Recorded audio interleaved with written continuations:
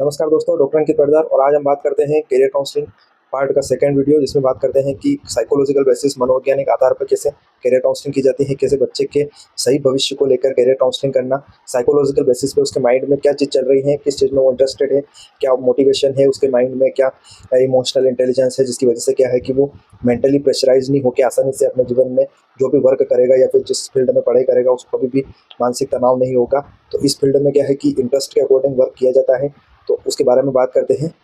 Current as की बात करें तो जैसे वर्तमान समय में ऐसा होता है कि जैसे अपन करियर काउंसलिंग चूज करते हैं बच्चे के लिए, तो केवल जीवन का माध्यम नहीं है, इसमें खुद की आत्म पहचान भी करना जरूरी है, सामाजिक स्थिति भी देखना जरूरी है और मानसिक मानसिक संतुष्ट भी होना चाहिए बच्चों को इसमें, जिस भी फील्ड में वो जाते हैं। तो ये सारी चीज़ें एक साथ देखकर फिर करियर काउंसलिंग की जाती है, तो इसमें लॉन्ग टर्म में ज़्यादा फायदा मिलता है और फ्यूचर जो जनरेट रहता है बच्चे का, उसमें भी बच्चों को कोई ज़्यादा परेशानी का सामना नहीं करना पड़ता है। अब आत्म पहचान की बात करें तो सेल्फ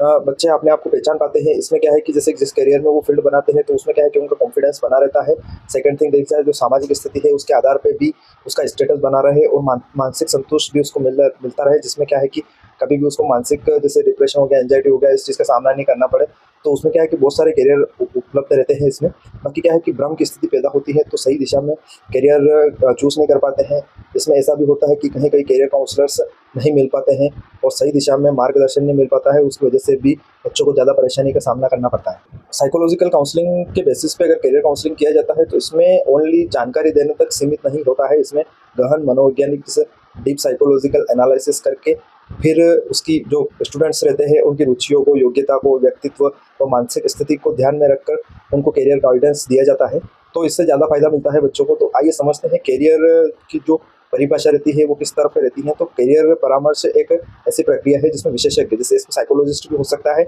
या फिर करियर काउंसलिंग स्पेशलिस्ट भी हो सकता है। तो ये क्या है कि बच्चों को निर्णय लेने में सहायता करते हैं कि उनको किस चीज़ में इंटरेस्ट है, क्या उनकी क्षमताएं हैं, क्या उनके मूल्य है, क्या दृष्टिकोण है, क्या बिहेवियर है उनका, ताकि क्या है कि किसी भी फील्ड में वो वर्क करे या फिर एजुकेशन लेने जाए तो उनको कोई भी परेशानी का सामना नहीं करना पड़े और अपने पेशे को वो आसानी से चूज कर पाए।